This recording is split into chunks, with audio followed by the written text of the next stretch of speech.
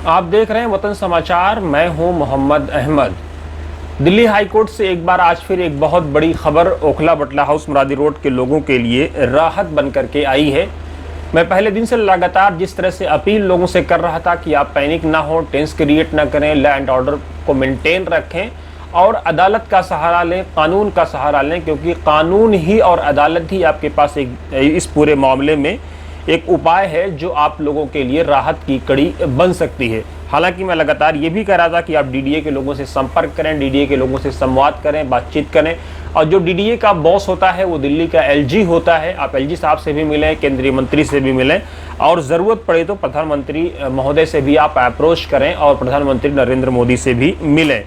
लेकिन इस पूरे मामले में एक इंपॉर्टेंट खबर बटला हाउस मुरादी रोड के लोगों के लिए जो राहत बन करके आई है, एडवोकेट फहद की याचिका पर 11 और लोगों को राहत मिल गई है।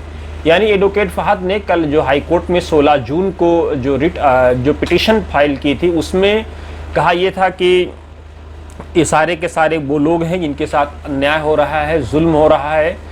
एक जेनरिक नोटिफिकेशन या ऑर्डर जो है डीडीए की तरफ सर्कुलेट कर दिया गया खसरा नंबर 279 का नाम दे करके, जबकि अभी भी खसरा नंबर 279 कहाँ है इसका कोई जो है क्लियर डिमार्केशन नहीं है।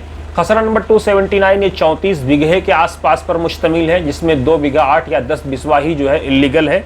लेकिन वो कहाँ है, उसकी डिमार्केशन कैसे होगी, सैटेलाइट के ज़रिए से होगी या जो टेक्निकल जो जदीद मेथड है, जो मॉडर्न मेथड है उनके ज़रिए से होगी, कैसे होगी, क्या होगी, इस पूरे मामले में कोई क्लियर बातचीत सामने नहीं आ रही है। और जहाँ डीडीए ने पाया वहाँ नोटिस लगा दिया। तो डीडीए की नोटिस प्रक्रिया पर लगातार सवाल उठ रहे थे। डीडीए की नोटिस प्रक्रिया को लगातार सवालों के घेरे में खड़ा किया जा रहा था। लगातार जो है बीते दिन एहतशाम लारी ने जो वतन समाचार से बातचीत में कही थी कि खसरा नंबर 279 यहाँ नहीं है जहाँ डीडीए ने नोटिस लगाया है, यहाँ 219 यानी 219 है। और उन्होंने कहा था कि इसके उनके पास पूरे प्रमाण हैं और समय आने पर जो है जब रेगुलर बेंच खुलेगी तो वहाँ पे वो रखेंगे। अब इम्पॉर्टेंट खबर ये है कि 10 जुलाई तक इन लोगों को राहत मिल गई है। 16 जून को जो याचिका हाई कोर्ट ने रिजर्व की थी उसमें जो है इन लोगों को 10 जुलाई तक की राहत मिल गई है। याचिका साजिद प्लस अदर्स यानी 11 लोगों की तरफ से ये फाइल की गई थी, जिसमें एडवोकेट फहद की तरफ से याचिका फाइल की गई थी और हाई कोर्ट के सामने अपनी दलीलें रखी गई थी। और इस मामले में कल यानी 16 जून को 5 अलग अलग याचिकाएं हाई कोर्ट के सामने रखी गई थी, जिसमें से एक याचिका हिना परवीन, जीनत कौसर, रुखसाना बेगम, नेहाल फातिमा और अदर्स की जानिब से फाइल की गई थी, जिसमें एडवोकेट के तौर पर सोनिका घोष, अनुराग सक्सेना, गुरमुख दास कोहली अपेयर हुए थे। जिसमें इन लोगों ने दलील दी थी कि ये जो डीडीए की तरफ से नोटिस है ये जेनरिक है, 279 कंप्लीट इलीगल नहीं है, 34 बीघा के आसपास ये 279 है और कोई जो है क्लियर डिमार्केशन अभी तक डीडीए की जानिब से नहीं की गई है।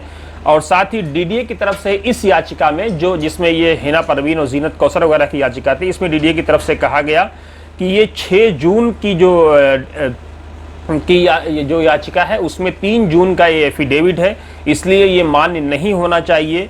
डीडीए ने इसका मुखर विरोध किया। डीडीए की तरफ से सारी दलीलें दी गई। डीडीए की तरफ से ये भी कहा गया कि इनका कोई टाइटल डॉक्यूमेंट नहीं है।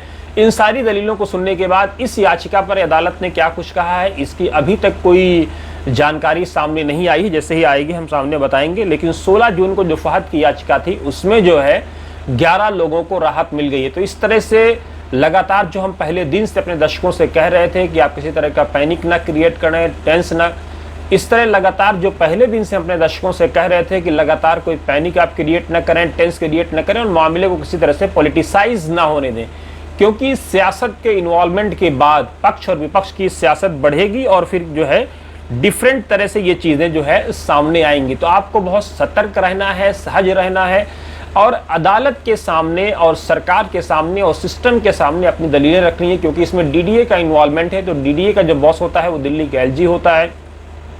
दिल्ली की मुख्यमंत्री जो रेखा गुप्ता हैं आप उनसे भी मिल सकते हैं। सक्सेना साहब जो दिल्ली के एलजी हैं उनसे भी आप मिल सकते हैं और साथ ही जो डीडीए के मंत्री केंद्र सरकार में हैं आप उनसे भी मिल सकते हैं। ज़रूरत पड़ने पर आप प्रधानमंत्री नरेंद्र मोदी से भी आप बात कर सकते हैं। लेकिन याद रहे कि आप लॉ के दायरे में रहें, कानून पर यकीन रखें और कानूनी तरीके से ही इस मामले का हल निकालने की कोशिश करें। प्रधानमंत्री नरेंद्र मोदी ने जो कि सरकार ने जो एक्ट पास किया था पीएम उदय योजना, उसके तहत आप अपने आप को रजिस्टर्ड करें, क्योंकि जो 2015 के पहले की जो प्रॉपर्टीज़ हैं, 2015 जून संभवतः इसकी तारीख है, 1 जून संभवतः 1 जून 2015 इसकी तारीख है, तो इससे पहले की जो भी प्रॉपर्टीज़ हैं वो लोग अपने आप को रजिस्टर्ड कराएं, जाएं, बताएं और बातचीत, संवाद, डायलॉग और डेडलॉक के अंतर को समझें। इस पूरे मामले में लोगों की ये दलील है कि लगभग वो 80-82 से रह रहे हैं, तो लगभग 45 साल 40 साल से ये लोग रह रहे हैं।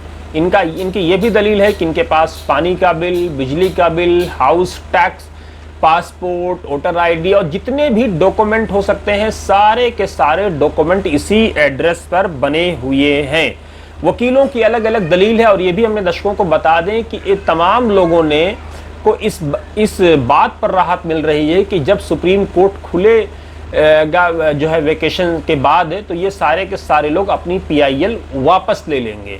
यानी अपनी जो अर्जी है जो इन्होंने सुप्रीम कोर्ट में दाखिल की थी, अंडरटेकिंग देनी पड़ रही है और उसके बाद ये पूरा मामला हाई कोर्ट में चलेगा। यानी हाई कोर्ट से अगर संभवतः इनको आने वाले दिनों में राहत नहीं मिलती है तो सुप्रीम कोर्ट एक ऑप्शन इनके पास बच सकता है, ऐसा वकीलों का मानना है। लेकिन आने वाले दिनों में क्या होगा ये देखना बड़ा दिलचस्प होगा। लेकिन अभी तक के लिए कि इन लोगों को 10 जुलाई तक के लिए राहत मिल गई है। अब जब क्लियर डिमार्केशन होगी, कुछ लोगों का ये कहना है कि 219 ये है तो 279 कहाँ है उसको ढूंढा जाएगा।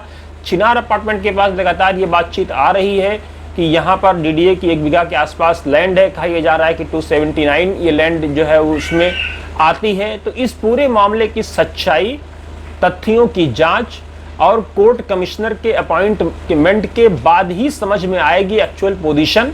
लेकिन जब अगर ऐसा कुछ होता है तो मैं फिर कह रहा हूँ संयम बनाए रखें। पास्ट के दिनों में हमने देखा जब डिमार्केशन का मामला आया था तो इतना पैनिक और टेंस क्रिएट कर दिया गया कि डिमार्केशन करने वालों को भी प्रॉब्लम आई।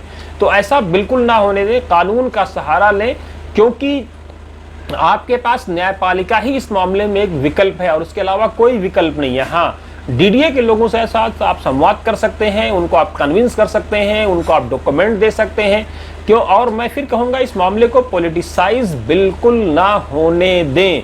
अगर आप पॉलिटिसाइज होने देंगे, सियासतदान इन्वॉल्व होंगे, पक्ष विपक्ष की सियासत होगी तो मामला लंबा खिंच जाएगा और आपको फायदे से ज़्यादा नुकसान होगा। बने रहिए वतन समाचार के साथ।